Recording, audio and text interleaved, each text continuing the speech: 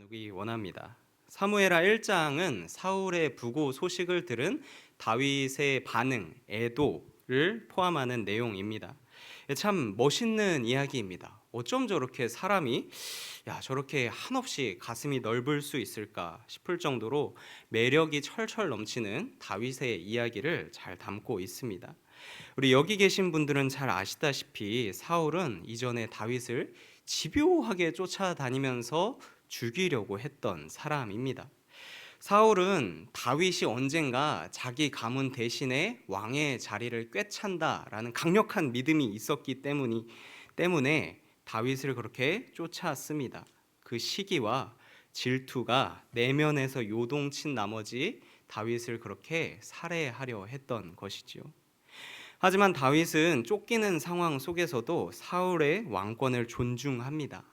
이전에 몇 장 앞으로 넘겨보면 사무엘상 24장, 26장에서 이미 두 번이나 그런 다윗을 미워하는 사울을 처단할 기회가 다윗의 손에 주어집니다. 하지만 다윗은 사울을 살려줍니다. 정말 그 순간에는 사울이 크게 감동을 하여서 다윗이 참 좋은 사람이다 이렇게 치켜 세워줍니다.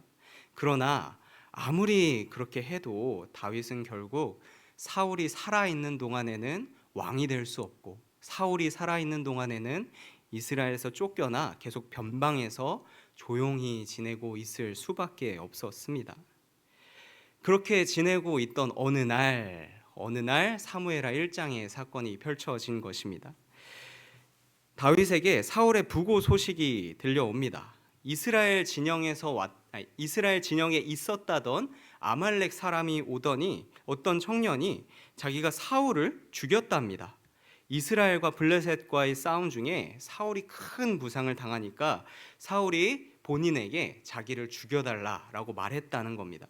그래서 본인은 얼씨구나 하고 사울의 말에 순종해서 사울을 죽인 다음에 그 증거를 가지고 왔다고 다윗 앞에 당당히 말하고 있는 것입니다. 물론 이것은 거짓말입니다. 사울은 큰 부상을 입은 후에 스스로 자결해서 죽음을 맞습니다. 근데 이 순간에서만큼은 다윗이 이 소식을 처음 듣는 이 순간에서만큼은 이 아말렉 청년의 말이 사실이겠구나라고 다윗은 받아들이고 그대로 대답을 합니다. 보통의 경우 다윗의 입장에서 이런 소식은 경사입니다. 나를 괴롭혔던 사울이 드디어 쓰러졌다는데 내 손에 피 안 묻히고 이 앞길을 튼 것 같기 때문입니다. 이제 다윗이 왕이 되면 안 되는 유일한 이유, 사울이 살아있다. 그 이유가 사라졌습니다. 이제 이스라엘로 돌아가기만 하면 다윗이 왕이 되는 것은 누가 봐도 시간 문제였습니다.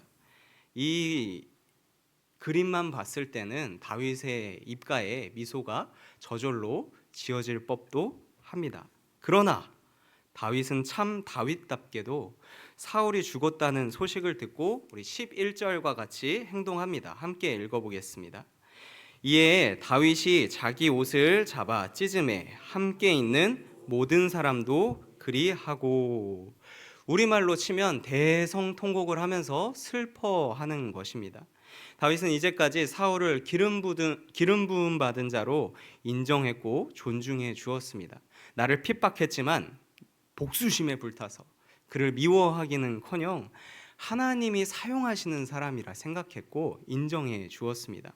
심판은 내가 하는 것이 아니라 하나님께서 하시는 것이겠지 받아들여 왔습니다. 근데 오늘 그 하나님의 사람이 큰 화를 입었다니 대단히 안타까움을 표하는 것이죠. 저는 이것이 다윗의 평소의 마음에 무엇이 있었는지를 잘 표현해 주는 내용이라고 생각합니다. 이 성경에 기록할 게 얼마나 많은데 이 사무엘하 1장을 다 들여서 이렇게 길게 기록한 것을 보면 성경도 분명히 다윗의 마음을 너희가 알아야 된다라고 하는 의도가 있을 줄로 압니다. 하나님의 생각대로 나는 마음을 먹어야겠다.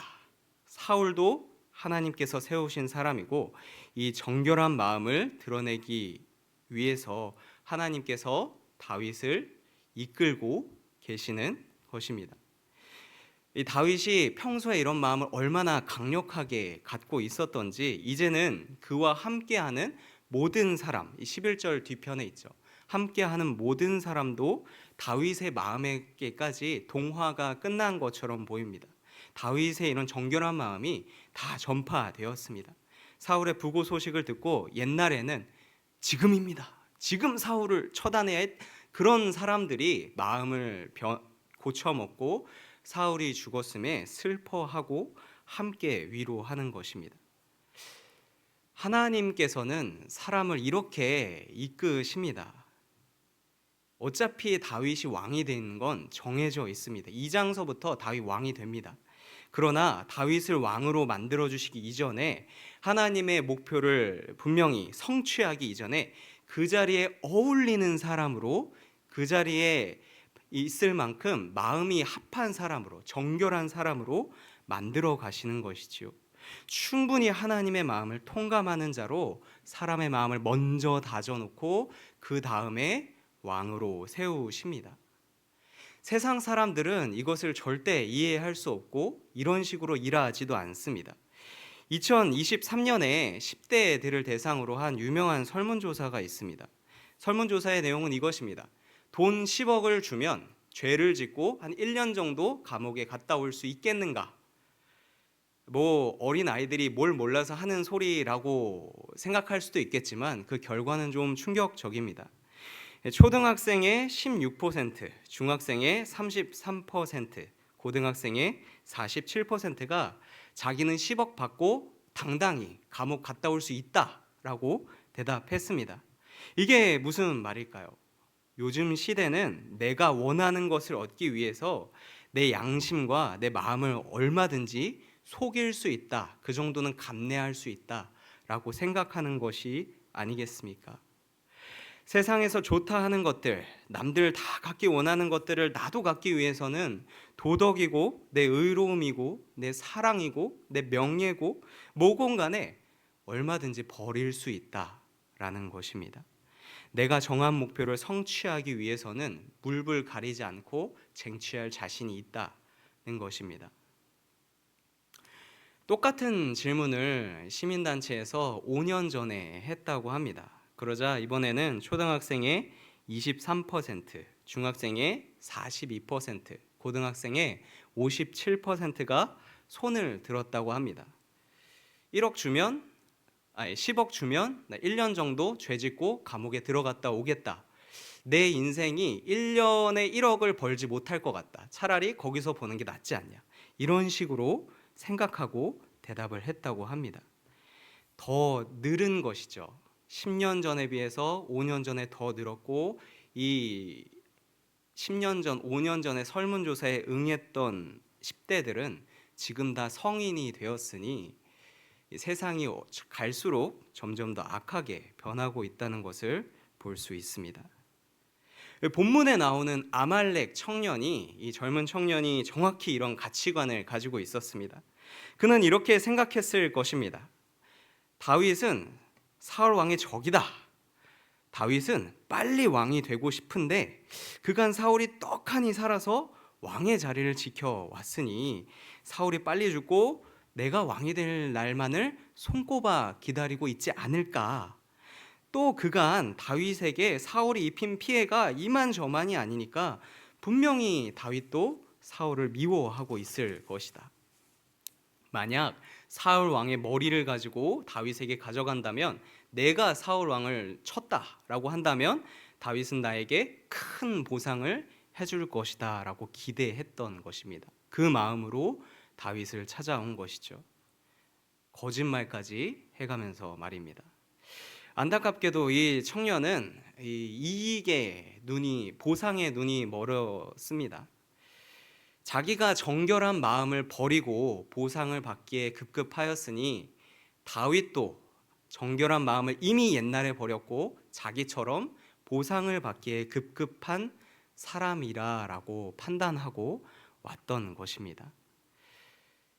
우리 그래도 사울은 다윗이 얘기했던 것처럼 하나님이 기름 부어 세운 한 나라의 왕이었습니다. 아무리 큰 유익이 있더라도 사람을, 하나님의 백성을 죽이면 반드시 벌을 받겠지요. 당연히. 이런 아주 기본적인 마음조차도 벌써 엿장수가 바꿔줄 엿의 눈에 멀어서 집안에 있는 뭐 TV고 뭐 귀하게 여기는 뭐고 이게 다 갖다 주고 얼른 내 입에 단 거를 채우기 원했던 것입니다. 원칙은 모르겠고 이것이 일확천금의 기회같이 보이니 이 기회를 잡기 위해서 내 순결한 마음 따위 집어 던졌던 것입니다. 마치 앞선 예화에서 내가 1년 감옥에 갔다 올 테니까 빨리 내 손에 10억을 쥐어 달라라고 이 칭얼대는 아이들처럼 말입니다. 그 결과가 성경 안에서 어떻게 되었습니까? 하나님의 사람인 다윗을 만나 저지당합니다. 14절에 보면 다윗은 내가 어찌하여 하나님의 기름 부음 받은 자를 죽이기 두려워하지 아니하였느냐라고 꾸짖고 몹시 비탄해합니다. 그리고 내 피가 내 머리로 돌아갈지어다라고 얘기하며 그 사람을 향한 정당한 심판을 내립니다. 하나님은 이렇게 목표를 위해 사람의 마음을 조급하게 만들고 남을 짓밟고 올라가야 뜻이 성취되게끔 만드시지 않습니다. 얼마든지 정결한 마음을 갖고 있어도 하나님이 뜻하신 바에 뜻하신 때에 올라가게끔 그 사람을 이끄시는 거죠. 물론 그 전에 정결한 마음을 충분히 갖추게 하고 그거를 상황 가운데로 증명하고 표현하고 이 다른 사람들도 알 수 있게 보이십니다. 우리의 좋은 신앙이 눈앞의 성취, 눈앞의 자그마한 보상에 의해서 좌지우지 되어서는 안 됩니다. 오히려 세상에서 많은 것들을 이룩하기 위해 눈 감은 죄 때문에 세상이 이렇게나 안타까울 수가 있는가? 사람들이 그렇게 정결한 마음을 지키지 못해서 어그러져만 가는 상황에 비탄함을 통감해야만 합니다. 우리의 선배들인 옛날 종교 개혁자들도 이런 마음에서부터 시작했습니다. 많은 이야기를 할 수 있지만 면죄부 이야기가 가장 유명합니다. 교황청에서 돈을 받고 돈을 냈으니 죄를 용서해 주겠다라는 식의 면죄부를 팔았습니다. 이 모습을 보며 건강한 신학의 소유자였던 사람들은 분노했습니다. 이것은 잘못되었다. 내가 믿음으로 구원을 받는 거지 어떻게 돈을 받고서 구원을 받을 수 있나? 저 사람들도 어떻게 돈을 위해서 신앙의 양심을 속일 수가 있나? 내 마음을 그렇게 속일 수가 있나? 어떤 이유의 성공 간에 돈에 의해 내 마음을 속이는 것이 말이나 되는가? 문제를 제기했었습니다. 오늘도 자기들만의 목표를 향해 정신없이 전력 질주를 하는 사람들이 있습니다. 그 사람들이 세상의 죄 때문에 자기의 마음도 속이고 다른 사람들의 마음도 속이고 이렇게 하는 것을 보며 그것 때문에 세상이 점점 어그러져 가는 것을 보며 사실 하나님의 마음은 그것이 아닌데 너무너무 안타까워하는 순간이 내 마음속에 있어야 합니다. 하나님 만드신 세계에서 어떻게 저런 일이 일어날 수 있을까? 하나님이 보시면 저 사람을 뭐라고 하실까? 이런 마음이 있어야 하는 것이죠. 에스더가 왕으로 지낼 옛날 당시에 고위 관료인 하만이 이스라엘 민족 전체를 몰살시키려 했을 때가 있었습니다. 모르드게가 먼저 이 소식을 듣고 왕후 에스더에게 일러주며 하만의 계획을 저지해야 한다라고 알려줍니다. 이때 에스더가 왕이 먼저 부르지 않고 나아가면 죽을 수도 있다고 안 되는 이유를 살짝 얘기하면서 모르드에게 넌지시 거절하려는 듯한 그런 뉘앙스를 살짝 처음에 풍깁니다. 만약 이때 모르드게가 하나님을 모르는 사람이었다면 이렇게 생각할 수도 있었을 것 같습니다. 아니 하만이 이 나라에서 얼마나 권력이 있는 사람이 살아있는 권력인데 에스더가 저렇게 자신 없어 하고 소극적으로 나오는 것을 보니 이제 우리 민족 전체가 살 수 있는 길은 글렀구나. 어떻게 하나? 조금 비겁하더라도 일단 나라도 살고 봐야 되지 않을까? 내가 살 길이 마련되어야 그 다음이 있는 것이 아닌가? 그래도 에스더가 왕후니까 하늘이 무너져도 삼촌인 나 정도는 구해줄 수 있지 않을까? 아니면 몰래 자객을 보내서 하만을 암살해야 하나? 이런 여러 가지 생각들이 머릿속에 들었을 것입니다. 만약에 유대인들이 다 그렇게 쓸려 나갈 때 에스더와 함께 모르드게 이 두 명만 살 궁리를 했다면 하나님은 반드시 그 길을 막으셨을 것입니다. 오히려 하나님을 잘 아는 모르드게에게, 하나님을 신뢰하는 모르드게에게 이것은 기회였습니다. 무슨 기회요? 평소에 본인이 갖고 있던 정결한 마음, 내가 아는 하나님은 이런 분이셔, 하나님을 향한 나의 마음은 이렇게 정결해, 하나님의 뜻대로 세상은 이렇게 흘러가야 해, 하나님께서 지금 나에게 그것을 위해서 무엇을 요구하셔, 그런 마음을 입 밖으로 표현하고 행동하며 증명할 기회였습니다. 내가 진짜로 무엇을 믿고 사는지, 위기가 닥쳐왔을 때 무엇에 기대어서 살 궁리를 하는지, 그것을 보여줄 기회였습니다. 그래서 모르드게는 이렇게 대답합니다. 이때 내가 만일 잠잠하여 말이 없으면 유다인은 다른 데로 말미암아 노임과 구원을 얻으려니와 너와 내 아버지 집은 멸망하리라. 내가 왕후의 자리를 얻은 것이 이때를 위함인지 아닌지 누가 알겠느냐 하니.